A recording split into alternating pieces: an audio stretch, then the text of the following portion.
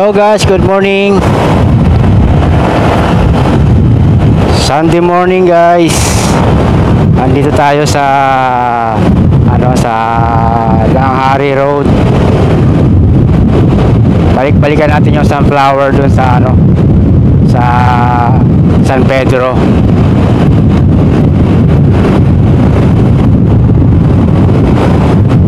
Walang traffic ngayon guys. Linggo.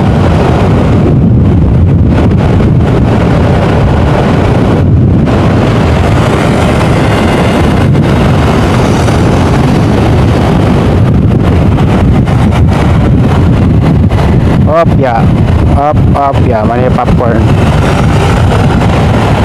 Chill lang tayo guys. Wala tayong preno sa harapan.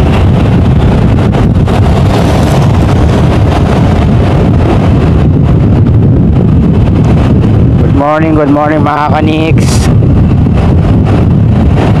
Langhari Road.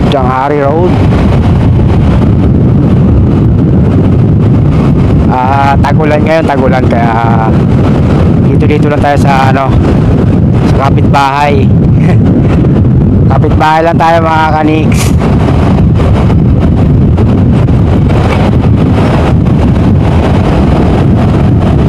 Shoutout sa inyo lahat, sa mga viewers ko dyan, sa mga supporters ko dyan. Shoutout everyone. Good morning, good Sunday. So, Langhari Road, pinapaybay natin ngayon yung Langhari Road.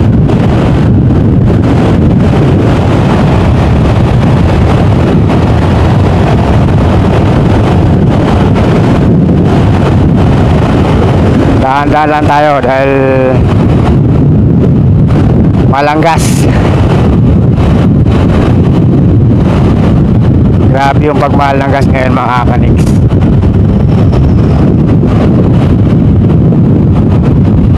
Tumaas nga yung sahod natin 40 pesos, kaya lang yung balik naman sobrang mahal ng bigas, ng gas, lahat ng bilihin mga kaniks nagmahal. Shoutout sa mga mayayaman dyan na kayang bumili ng mga pangailangan sa araw-araw nila.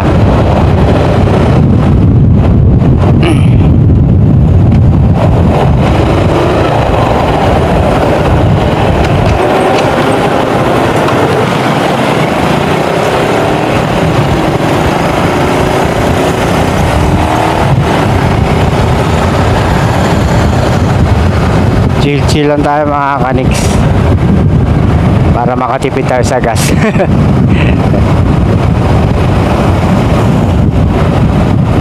Dito lang tayo sa kapitbahay kasi tagulan.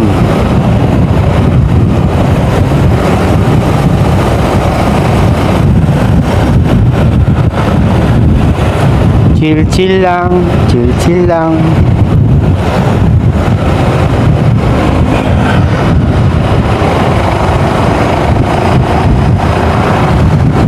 Masarap bumiyahe dito mga kaniks. Walang traffic.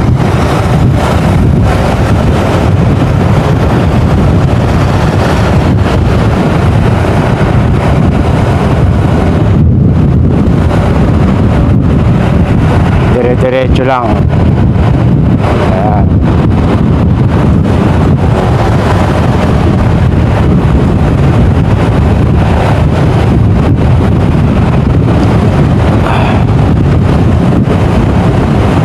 Ganda pa ng kalsada rito. Balikan lang natin guys yung yung sunflower kung matataas na.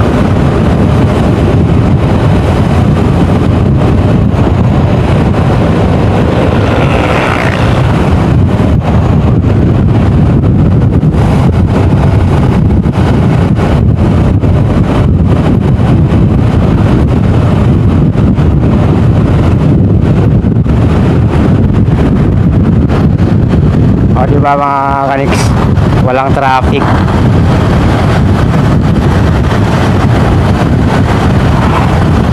Ito yung Langhari Road na tagos ng Cavite. San Pedro, yan, kahit hanggang Tagaytay pwede kang dumaan dito, walang traffic dito. Minsan lang magka-traffic dito, bihira-bihira.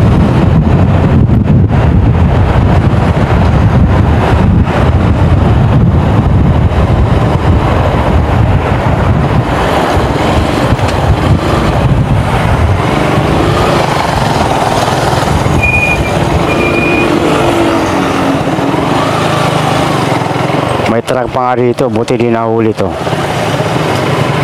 Pwede pala rito truck.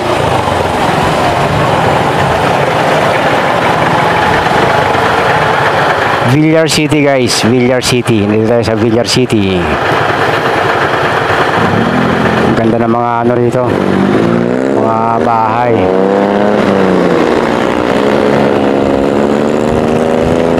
Chill lang tayo mga kaniks.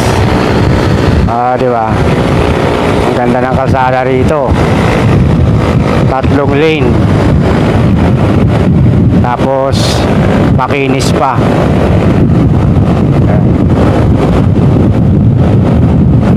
Ano pa rito mga kaniks? Anong tawag dito? Papuno ba? Kaya fresh yung hangin dito.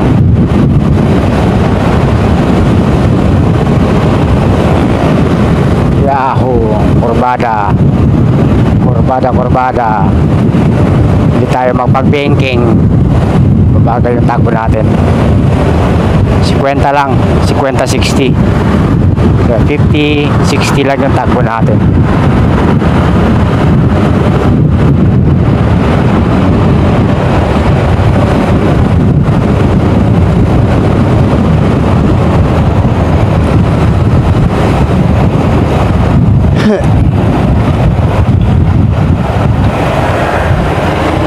So malapit na tayo mga kaniks.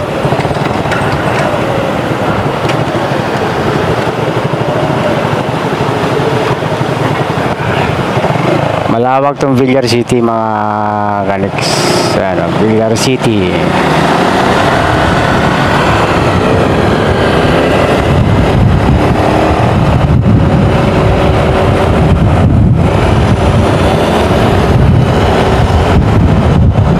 Kakanan ka lang dito, kakaliwa ka rito, MCX.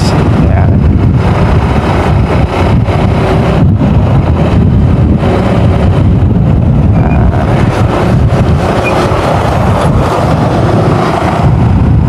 So guys, malapit na tayo, balik-balik lang tayo to.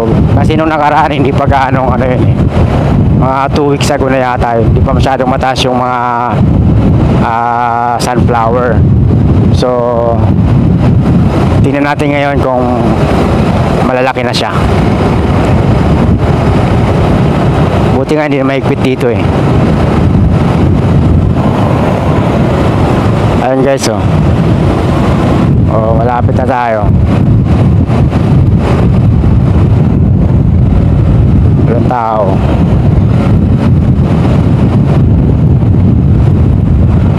So ito nga, Bethany Palazzo guys. Bethany Palazzo. Pasok tayo ulit dito. Ayan, ang ganda ng mga bulaklak dito oh. Nagbuka na. Wow, ganda. Ayan.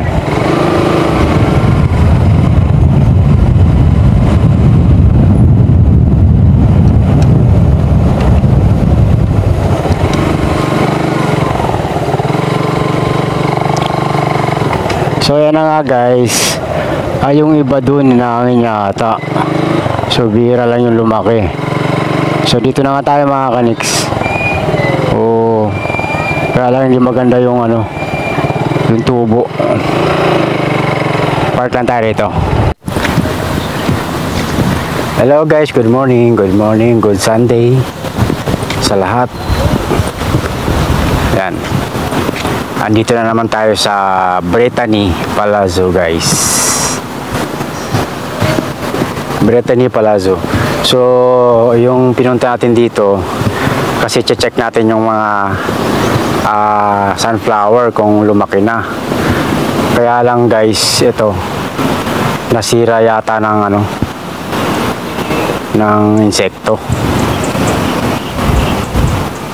Ayan. So ito lang yung mga nandirito ngayon. Hindi siya hindi maganda yung pagtubo niya, kaya lahat halos nasira o konti lang yung nabuo. So tingnan natin guys yung malaking yun. Ito tayo sa malaki.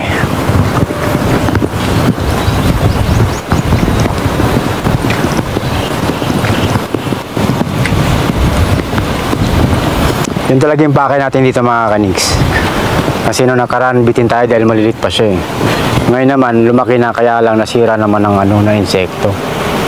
Sayang.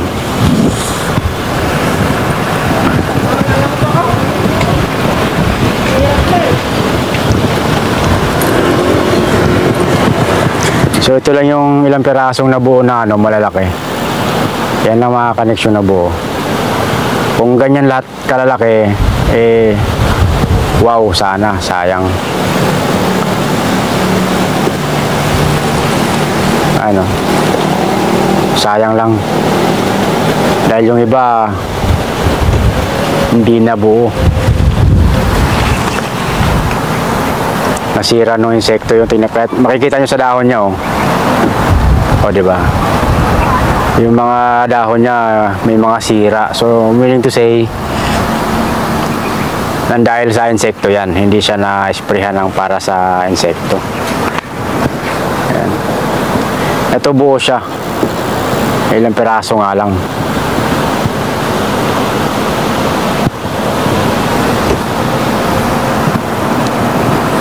Sayang mga kaniks. May magandang bulaklak pa rito, ang lito.